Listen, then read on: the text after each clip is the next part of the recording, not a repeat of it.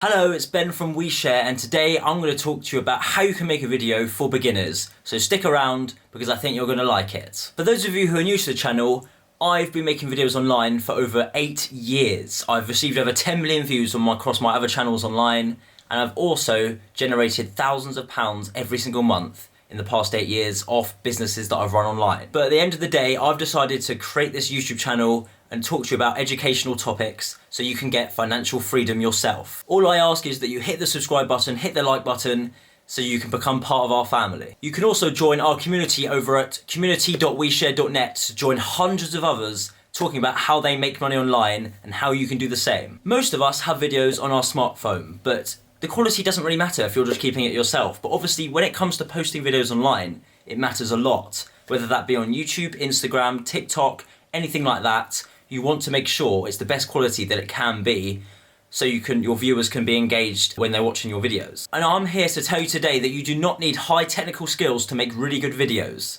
And this video today is going to be teaching you all about that. As I'm sure all of you know, all of our mobile devices today can support HD, 1080p, even 4K shot videos that you can use in your content online. You don't need an expensive camera to do it. So our first tip today is just start. Honestly, the best thing you can do is just start. Just start by making your first video. It might be terrible at first, but it's better than procrastinating and not actually getting it done. The old saying, practice means perfect, doesn't mean anything. You've just got to do it. Just get started.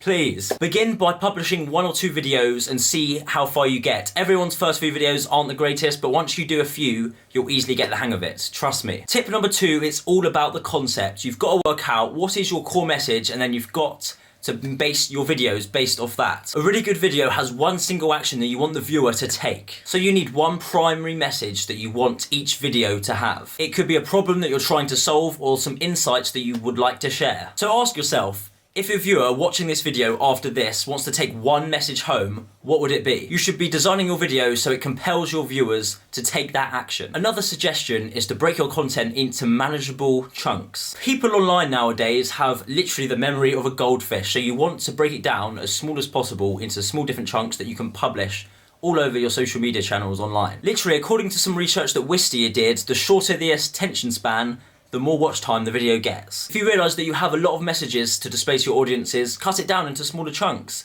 You will be thankful for it. It's better to share several videos online with all different messages rather than one with so many in one video. Another suggestion is to determine the length of your videos. Now obviously depending on what type of content it is, for example if it's a webinar or keynote, it'll be over 1 hour long potentially. But some of the most entertaining popular videos online are just 2 minutes long, so bear that in mind when you're creating them. But again, the most appropriate length for your videos depends on what social channels you're posting on. So for example YouTube usually is around 8 to 10 minutes at least, but for example TikTok is obviously much less, it's less than 60 seconds and it's a totally different format. The fourth suggestion that I'm going to make is that you should choose a creative concept as well. An effective video involves using a creative approach. Bear that in mind when you're trying to create a unique video compared to everyone else talking about the same subject. You need to find your own unique way of passing your idea to your audience. But you should definitely experiment and try different styles and concepts before you determine which one works best for you. Tip number 3, use a natural clean background. You don't want your viewers distracted by loads of different objects of different colours and all that in the background. A clean background allows the viewer to determine exactly what the main object is of the video. For example, you can use a plain coloured backdrop. You know, whether that be a whiteboard, a solid colour wall, or just a bed sheet. You can experiment with all different colours to determine which background is best for your video. You can use your work office or your bedroom. Now with the work office, you can make it authentic and more personal for your audience, and it's also great for testimonials. And the last one is your bedroom. So you know, vloggers and those type of people online use their bedroom usually for videos like I'm doing right now. But just make sure the main focus is on you. Make sure it's on you, because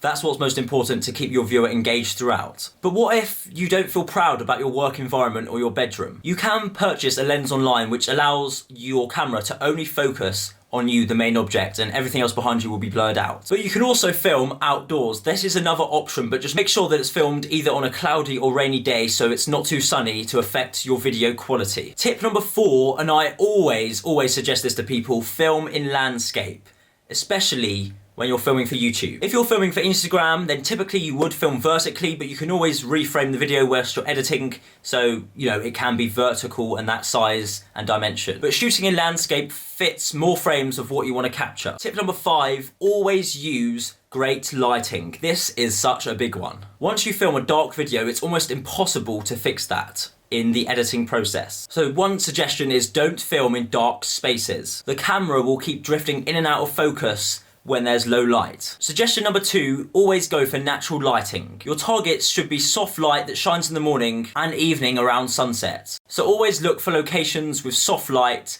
and preferably a cloudy day, you know, during the day rather than at night. The third suggestion is for shooting indoors. You have to be really mindful about your source of lighting. You must use the natural light coming between your windows, but if that's not enough, feel free to use artificial lighting, either green screen light, and there's many other suggestions out there like a lamp, or anything else extra that you can utilize. Tip number 6, focus and stabilize your video. You can do this by making sure your camera is focused and still on that main subject. So avoid shooting whilst walking because the camera is most likely to shake. If you're recording yourself, use a tripod stand. It makes it still, completely still for you to film with. Or in my case, in the past, I've sometimes used books or, you know, just something to stabilize the camera so it's not just a free hand someone filming you. If you want to film a close view, don't use the zoom feature. Every time you zoom in, it gives an inconsistent image. So instead, try stopping and moving closer to the subject. Tip number 7, use the rule of thirds and the golden ratio. Your camera is likely to have a 3x3 grid covering the area you are filming, but you may have to switch this feature on. So place the subject along the grid lines. The grid lines ensure you record your videos at the right angle. It uses your background to align and center your film. Tip number 8, optimize your camera or phone settings. Of course, your audio and video settings determine what your video comes out as after. There's 2 most important settings to bear in mind, which is frame rate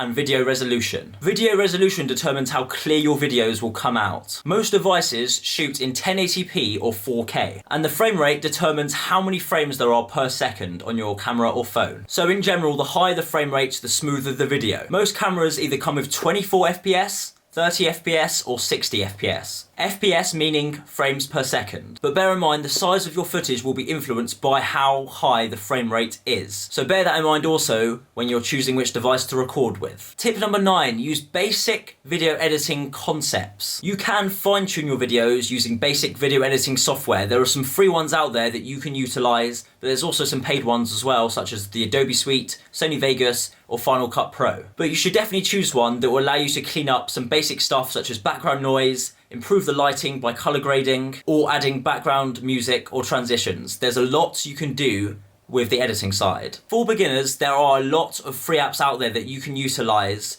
and learn pretty straightforwardly. But if you're getting there and are being more advanced, then I'd recommend to check out the Adobe Suite or Final Cut Pro depending on what device you're using. Tip number 10, work on your camera presence. It's important to be calm and friendly and, you know, to get more comfortable being on camera in general, which will come over time. So you can get rid of nervousness by keeping your hands occupied. Talk slowly and make sure you pronounce each word correctly. We'll get onto that in tip number 11. Give a smile. Everyone wants to see people smiling. If you're sad, people aren't really going to watch the video because they're vibing off what you're like in the video. The last suggestion is just to practice. Practice, practice, practice. I couldn't say anything better for this point because by practicing, you're improving each time you're doing it. Tip number 11, talk clearly and be focused. Your viewers won't stay to the end of your video to improve your watch time if they don't understand your message. So how you pronounce words will determine whether your audience does understand your message. Some tips to improve your diction is talk slowly and carefully so the viewers can understand what you're saying. Speak from your diaphragm and not your throat. Keep your throat hydrated by drinking water during breaks. Sit and stand straight. It boosts the strength of your voice by doing this. And it also makes your words look clearer. And tip number 12 is invest in the sound of your video. Poor audio can easily break your video even if the visuals are amazing. So hold the microphone as close to the subject as possible. A good microphone has an acoustic foam around it to stop background noise from interfering. It's very helpful to buy a movable microphone which you can use when recording vlogs or those type of videos. If you already have robust sound equipment, feel free to use the tips from tip number 11 about how you can improve your speech in the videos. So to conclude, shooting videos nowadays is much easier than it was 10 years ago even. Videos are a powerful way to gain traffic online and traction for your business or online course. Based on some 2018 Pew research, many people go on YouTube to learn many new things. I even do it myself. That's how I learn. But if you aren't using videos already, you're committing one of the biggest crimes of the 21st century. The trend of using videos is growing every single year and it's only going to get bigger. So hop on it right away so you don't miss out. If you want to know more about how to create a video if you're a beginner, check out the full article down below. But anyway, don't forget to subscribe and hit the like button, and don't forget to also make an impact.